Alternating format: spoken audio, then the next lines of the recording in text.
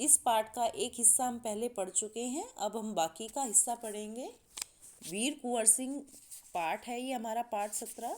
इसमें कुंवर सिंह के विषय में बताया गया है, जो कि स्वतंत्रता युद्ध में जिनका महत्वपूर्ण योगदान रहा स्वतंत्रता आंदोलन में।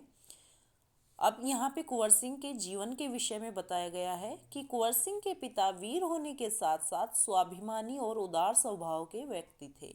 उनके व्यक्तित्व का प्रभाव कुंवर सिंह पर भी पड़ा। कुंवर सिंह की शिक्षा दीक्षा की व्यवस्था उनके पिता ने घर पर ही की। वहीं उन्होंने हिंदी, संस्कृत और फारसी सीखी, परंतु पढ़ने लिखने से अधिक उनका मन घुड़सवारी, तलवारबाजी और कुश्ती लड़ने में लगता था। बाबू कुंवर सिंह ने अपने पिता की मृत्यु के बाद सन 1857 में अपनी रियासत की जिम्मेदारी संभाली। उन दिनों ब्रिटिश हुकूमत का अत्याचार चरम सीमा पर था, यानी कि बहुत ही ज़्यादा अत्याचार हो रहा था भारतीय जनता पर। इससे लोगों में ब्रिटिश हुकूमत के खिलाफ भयंकर असंतोष उत्पन्न हो रहा था। कृषि, उद्योग और व्यापार का तो बहुत ही बुरा हाल था। रजवाड़ों के राज दरबार भी समाप्त हो गए थे। भारतीयों को अपने ही देश में महत्वपूर्ण और ऊंची नौकरियों से वंचित कर दिया गया था। इससे ब्रिटिश सत्ता के विरुद्ध देशव्यापी संघर्ष की स्थिति बन गई थी। ऐसी स्थिति में कुंवर सिंह ने ब्रिटिश हुकूमत से लोहा लेने का संकल्प लिया, यानी कि उनसे लड़ाई करने का, उनसे युद्ध करने का संकल्प लिया, निश्चय किया। इस अनुच्छेद में बताया गया है कि कुंवर सिंह के पिता जो है वीर थे, स्वाभिमानी थे और उदार थे, यानी कि गरीब लोगों पे वो दया करते थे, ज़रूरतमंदों की मदद करते थे। और ऐसा ही व्यक्तित्व कुंवर सिंह का था। हालांकि उनकी शिक्षा की व्यवस्था घर पे ही की गई, हिंदी, संस्कृत और फारसी उन्होंने सीखी, लेकिन उनका ज़्यादा मन घुड़सवारी, तलवारबाजी और कुश्ती में लगता था, जो कि शारीरिक मजबूती के अच्छे खेल थे। कुंवर सिंह के पिता की मृत्यु के बाद 1827 में उनको रियासत की जिम्मेदारी संभालनी पड़ी। उस समय जो ब्रिटिश शासन था वो भारतीयों पर बहुत ज़्यादा अत्याचार कर रहा था, जिससे सभी लोगों में असंतोष फैल गया था। और राजाओं के, रजवाड़ों के राज दरबार समाप्त हो रहे थे, उस सबको उन्होंने अपने कब्जे में ले लिया था।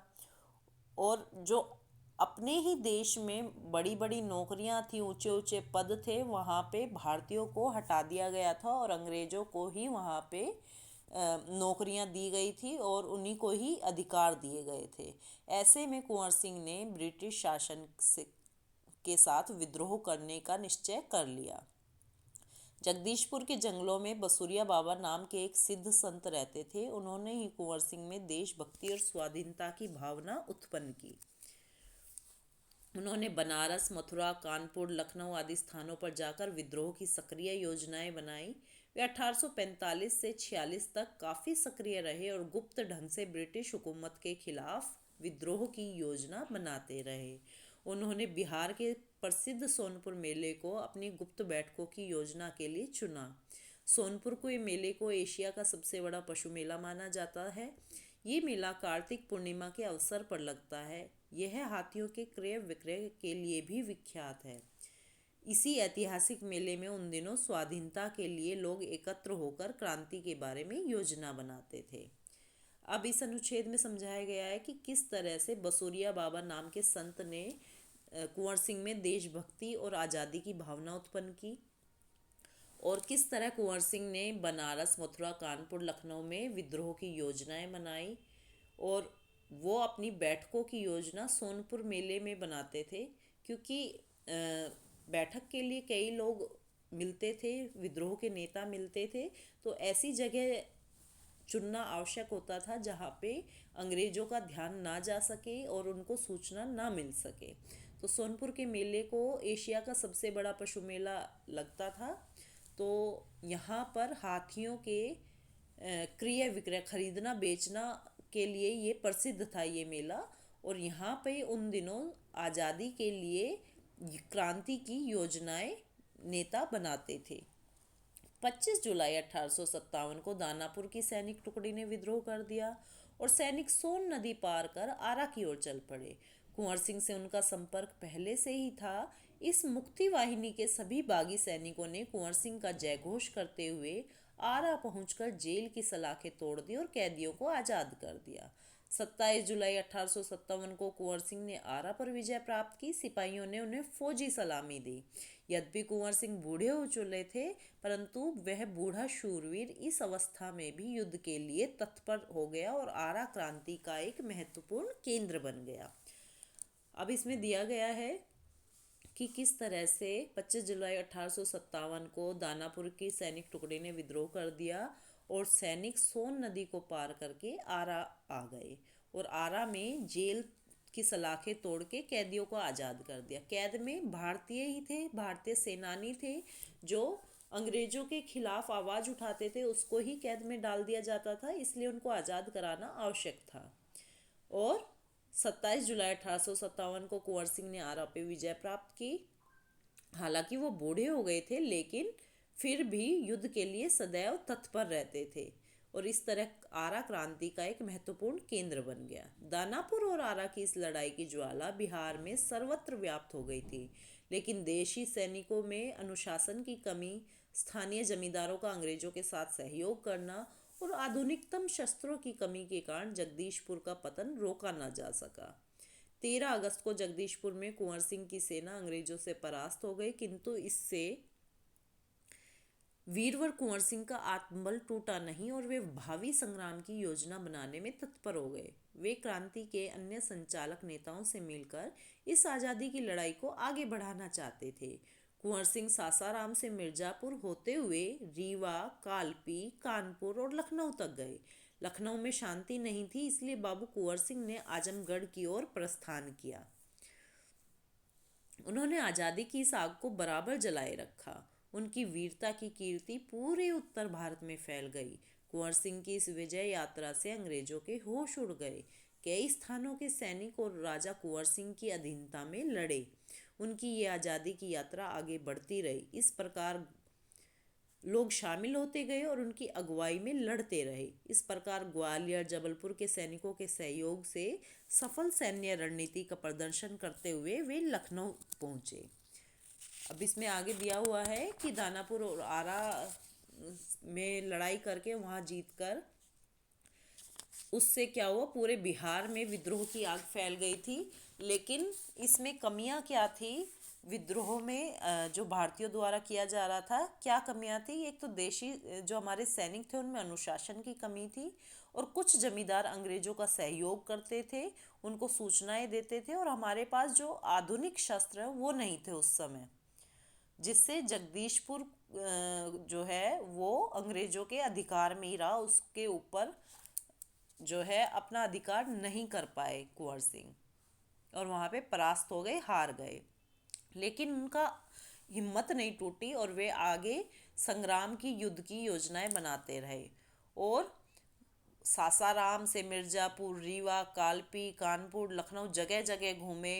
राजाओं को, रियासतों के राजाओं को, जमींदारों को अपने साथ शामिल किया और इस आज़ादी की आग को जलाए रखा। और कुंवर सिंह की इस विजय यात्रा से अंग्रेजों के हौसले पस्त हो गए और उनकी ये आज़ादी की यात्रा आगे बढ़ती रही। ग्वालियर, जबलपुर आदि तक वे गए। आजमगढ़ की ओर जाने का उनका उद्देश्य था इलाहाबाद और बनारस पर आक्रमण कर शत्रुओं को पराजित कराना और अंततः जगदीशपुर पर अधिकार करना। अंग्रेजों और कुंवर सिंह की सेना के बीच घमासान युद्ध हुआ। उन्होंने 22 मार्च 1858 को आजमगढ़ पर कब्जा कर लिया। अंग्रेजों ने दोबारा आजमगढ़ पर आक्रमण किया। कुंवर सिंह ने एक बार फिर आजमगढ़ में अंग्रेजों को हराया। इस प्रकार अंग्रेजी सेना को परास्त कर वीर कुंवर सिंह 23 अप्रैल 1858 को स्वाधीनता की विजय पताका फहराते हुए जगदीशपुर पहुंच गए। किंतु इस बूढ़े शेर को बहुत दिनों तक इस विजय का आनंद लेने का सौभाग्य न मिला। इसी दिन विजय उत्सव मनाते हुए लोगों ने यूनियन जैक, अंग्रेजों का जो झंडा था, उसको उतार के अपना झंडा फहरा दिया और इसके 3 दिन बाद ही 26 अप्रैल 1858 को यह वीर इस संसार से विदा होकर अपनी अमर कहानी छोड़ गया, यानी कि उनकी मृत्यु हो गई। स्वाधीनता इसमें बताया गया कि किस तरह से उन्होंने आजमगढ़ होते हुए जगदीशपुर पर अधिकार किया और आजमगढ़ पे भी कब्जा कर लिया, जगदीशपुर पे भी कब्जा कर लिया और अंग्रेजों का झंडा उतार के अपना झंडा फहरा दिया। लेकिन इस विजय का वे आनंद ज़्यादा समय तक नहीं ले सके, उसके 3 दिन बाद ही उनकी मृत्यु हो गई। स्वाधीनता सेनानी वीर कुंवर सिंह युद्ध कला में पूरी तरह कुशल थे। छापामार युद्ध करने में उन्हें महारत हासिल थी। कुंवर सिंह के रणकौशल को अंग्रेजी सेना नायक समझने में पूर्णतः असमर्थ थे। दुश्मन को उनके सामने से या तो भागना पड़ता था या कट मरना पड़ता था। 1857 के स्वतंत्रता संग्राम में इन्होंने तलवार की जिस धार से अंग्रेजी सेना को मौत के घाट उतारा, उसकी चमक आज भी भारतीय इतिहास के पृष्ठों पर अंकित है। उनकी बहादुरी के बारे में अनेक किस्से प्रचलित हैं। मतलब जो कुंवर सिंह की युद्ध कला थी वो बहुत ही निपुण थे युद्ध में, और कुछ उनकी अलग ही रणनीतियाँ थी जिनको अंग्रेजी सेना नायक, अंग्रेजी सेनापति कभी नहीं समझ सके। उनके रणकौशल में छापामार युद्ध नीति प्रसिद्ध थी। दुश्मन को या तो भागना पड़ता था या मरना पड़ता था। और आज भी उनकी बहादुरी के अनेक किस्से प्रचलित हैं। उन्हीं में से एक किस्सा है कि कहा जाता है एक बार कुंवर सिंह को अपनी सेना के साथ गंगा पार करनी थी। अंग्रेजी सेना उनका पीछा कर रही थी, पर कुंवर सिंह भी कम चतुर नहीं थे। उन्होंने अफवाह ये फैला दी कि वे अपनी सेना को बलिया के पास हाथियों पर चढ़ाकर पार कराएंगे। फिर क्या था, अंग्रेज सेनापति डगलस बहुत बड़ी सेना लेकर बलिया के निकट गंगा तट पर पहुंचा और कुंवर सिंह की प्रतीक्षा करने लगा। कुंवर सिंह ने बलिया से 7 मील दूर शिवराजपुर नामक स्थान पर अपनी सेना को नावों से गंगा पार करा दिया। जब डगलस को इस घटना की सूचना मिली तो वह भागते हुए शिवराजपुर पहुंचा, पर कुंवर सिंह की तो पूरी सेना गंगा पार कर चुकी थी। एक अंतिम नाव रह गई थी और कुंवर सिंह उसी पर सवार थे। अंग्रेज सेनापति डगलस को अच्छा मौका मिल गया। उसने गोलियां बरसानी आरंभ कर दी। तब कुंवर सिंह के बाएं हाथ की कलाई को भेदती हुई एक गोली निकल गई। कुंवर सिंह को लगा कि अब हाथ तो बेकार हो ही गया और गोली का जहर भी फैलेगा। उसी क्षण उन्होंने गंगा मैया की ओर भावपूर्ण नेत्रों से देखा और अपने बाएं हाथ को काटकर गंगा मैया को अर्पित कर दिया और अपने ओजस्वी स्वर में कहा, हे गंगा मैया, अपने प्यारे की यह अकिंचन भेंट स्वीकार करो।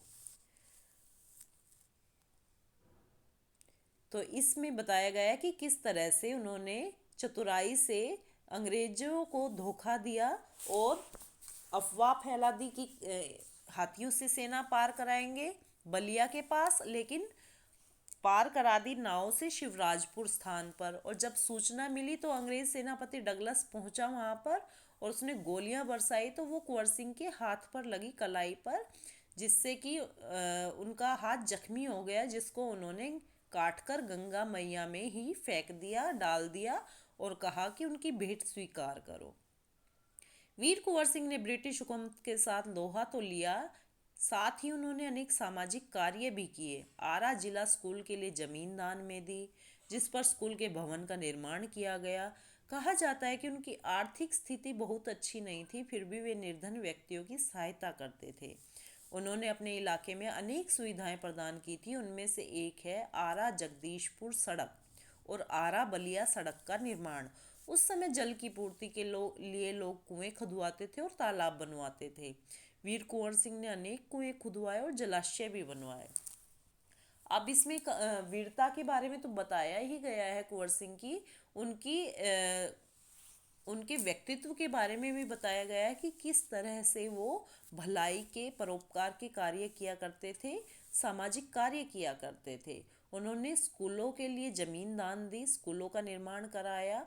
हालांकि उनके पास पैसा कम था, आर्थिक स्थिति ज़्यादा अच्छी नहीं थी, लेकिन फिर भी वो हर संभव सहायता किया करते थे जो गरीब व्यक्ति है उनकी। और सड़क का निर्माण कराया, तालाब खुदवाए, कुएं खुदवाए। कुंवर सिंह उदार और अत्यंत संवेदनशील व्यक्ति थे। संवेदनशील मतलब जो दूसरों की भावनाओं को समझते हैं। इब्राहिम खां और किफ़ायत हुसैन उनकी सेना में उच्च पदों पर आसीन थे। उनके यहाँ हिंदुओं और मुसलमानों के सभी त्योहार एक साथ मिलकर मनाए जाते थे। उन्होंने पाठशालाएं और मकतब भी बनवाए। बाबू कुंवर सिंह की लोकप्रियता इतनी थी कि बिहार की कई लोक भाषाओं में उनकी प्रशस्ति लोक गीतों के रूप में आज भी गाई जाती है। बिहार के प्रसिद्ध कवि मनोरंजन प्रसाद सिंह ने उनकी वीरता और शौर्य का वर्णन करते हुए लिखा है। चला गया यों कुंवर अमरपुर, साहस से सब अरिदल जीत, उसका चित्र देखकर अब भी दुश्मन होते हैं भयभीत। वीर परसवनी भूमि धन्य वह, धन्य वीर वह, धन्य अतीत, गाती थी और गावेंगे हम हरदम उनकी जय का गीत। स्वतंत्रता का सैनिक था, आजादी का दीवाना था, सब कहते हैं कुंवर सिंह भी बड़ा वीर मर्दाना था। तो इसमें कुंवर सिंह के बारे में बताया गया है कि वो उदार थे, मतलब उनकी संकीर्ण विचारधारा नहीं थी, वो सभी धर्मों सभी जातियों के लोगों के लिए एक समान दृष्टिकोण रखते थे और सभी की भावनाओं का आदर करते थे। इब्राहिम खान और किफ़ायत हुसैन उनकी सेना में ऊंचे पदों पर थे। सभी त्योहार मनाए जाते थे, हिंदुओं के भी मुसलमानों के भी। पाठशालाओं का और मकतबों का निर्माण कराया।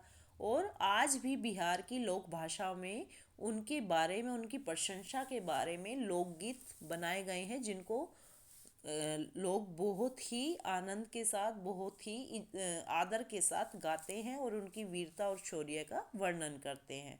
फिर ये गीत की लाइनें हैं जो अभी पढ़ के सुनाई हैं। तो सभी बच्चे इस पाठ को पुनः एक बार पढ़ेंगे और जो समझ में ना आए वो मुझसे व्हाट्सएप करके पूछ लेंगे।